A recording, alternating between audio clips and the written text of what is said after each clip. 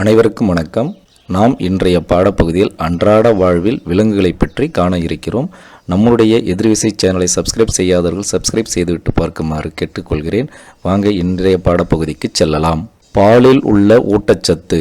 புரதம், கால்சியம் போன்ற ஊட்டச்சத்துக்கள் பாலில் உள்ளது. புரதம் நிறைந்த உணவுப் பொருள் எது? முட்டை. முட்டையில் 6 கிராம் உயர் ரக புரதம் உள்ளது. நெக்டார் என்ற இனிப்புச்சாறு தேனில் உள்ளது.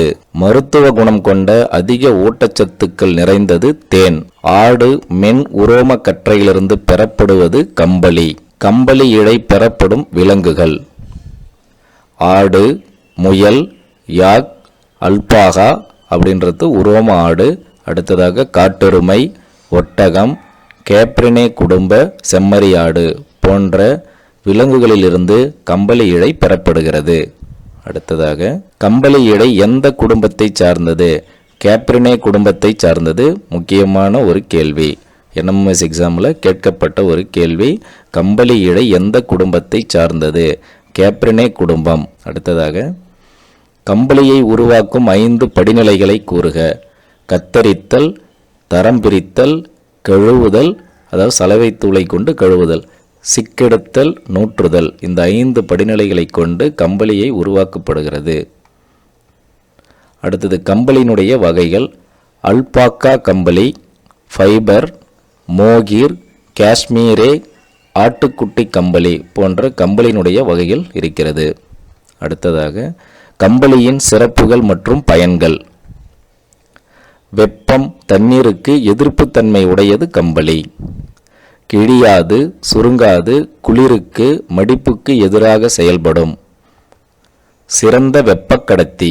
இரைச்சலை உறிஞ்சும் விரிப்புகள் தயாரிக்க பயன்படும் ஸ்வெட்டர், ஆடைகள், கோட், விளையாட்டு வீரர் அணியும் ஆடைகள் தயாரிக்க கம்பளி பயன்படுகிறது. அடுத்ததாக கம்பளி ஆலைகளில் ஏற்படும் பாதிப்புகள். மனிதர்களுக்கு கம்பளி ஆலையினால் என்னென்ன பாதிப்புகள் ஏற்படும்?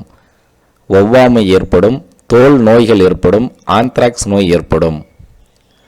பிரித்தெடுப்போர் நோய் என்பது ஆந்த்ராக்ஸ்.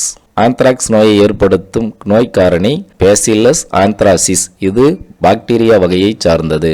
அடுத்தது நிமோனியாவை ஒத்த அறிகுறி கொண்டது ஆந்த்ராக்ஸ். நிமோனியா காய்ச்சலை போல அறிகுறி கொண்டது ஆந்த்ராக்ஸ். காய்ச்சல் இருக்கும், இருமல், மூச்சு விடுதலில் சிரமம், சில சமயங்களில் வாந்தி மற்றும் வயிற்றுப்போக்கு ஏற்படும். இது நிமோனியாவை ஒத்த அறிகுறின்னு சொல்லலாம். அடுத்ததாக ஆந்த்ராக்ஸ் நோயை குணப்படுத்தும் மருந்து. பெனிசிலின் மருந்து பயன்படுத்தலாம் மற்றும் சிப்ரோலாக்சாசின். அடுத்ததாக பட்டுப்பூச்சி உண்ணும் இலை மல்பெரி இலை. 35 நாட்கள் மல்பெரி இலையை உண்ணும். அடுத்ததாக பட்டுப்பூச்சி ஆரம்ப எடையை விட 50,000 மடங்கு எடையுள்ள மல்பெரி இலைகளை உண்ணும். அடுத்ததாக பட்டுப்பூச்சியின் வாழ்நாள் 2 மாதம். ஒரு பெண் பட்டுப்பூச்சியானது சுமார் 500 முட்டைகளை இடும்.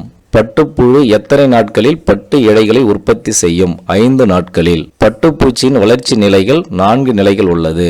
1 முட்டை, 2 லார்வா நிலை, அதாவது கம்பளி பூச்சி உருவாகும் நிலை, 3 கூட்டுப்புழு கக்குன்னு சொல்லலாம், 4வது நிலை பட்டுப்பூச்சி.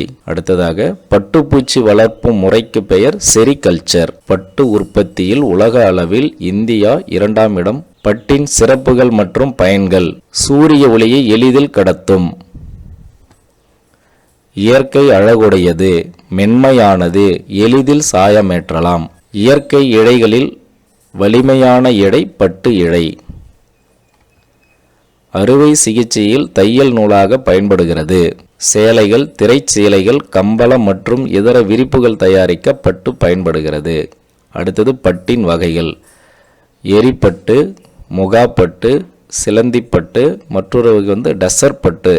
அடுத்தது அகிம்சை பட்டு அல்லது அமைதிப்பட்டு. கூட்டுப்புழுக்களை அழிக்காமல் எடுக்கப்படும் பட்டு அகிம்சைப்பட்டு அல்லது அமைதிப்பட்டு. அகிம்சைப்பட்டு அல்லது அமைதிப்பட்டை கண்டறிந்தவர் குசுமா ராஜையா, ஆந்திர பிரதேசம், 1992ஆம் ஆண்டு கண்டறிந்தார். பட்டாளைகளில் ஏற்படும் பாதிப்புகள் மனிதர்களுக்கு: மூட்டு வலி ஏற்படும், முதுகு வலி ஏற்படும், பார்வை கோளாறு ஏற்படும், தோலில் காயம் ஏற்படும், ஆஸ்துமா நோய் ஏற்படும், மார்புச்செலி ஏற்படும். அடுத்ததாக கோழிகளுக்கு ஏற்படும் நோய்கள். நோய்கள் உருவாக்குபவைகள்: சால்மோனெல்லாலோசிஸ் அப்படின்றது வயிற்றுப்போக்கு பாக்டீரியாவால் ஏற்படுகிறது கோழிகளுக்கு. அடுத்தது ராணிக்கெட் நோய், அதாவது அம்மை நோய்னு சொல்கிறோம், அது வைரஸ்னால் கோழிகளுக்கு ஏற்படுகிறது. அஸ்பர்ஜில்லஸ் நோய் பூஞ்சைகளினால் ஏற்படுகிறது. அஸ்பர்ஜில்லஸ் நோய் என்பது பலவீனமடைதல், நலிந்து போதல். அடுத்ததாக அடைகாக்கும் கருவி இன்குபேட்டர். விலங்குகளை துன்புறுத்தலிலிருந்து பாதுகாக்க பயன்படுத்தப்படும் சட்டம் இயற்றப்பட்ட ஆண்டு 1960ஆம் ஆண்டு.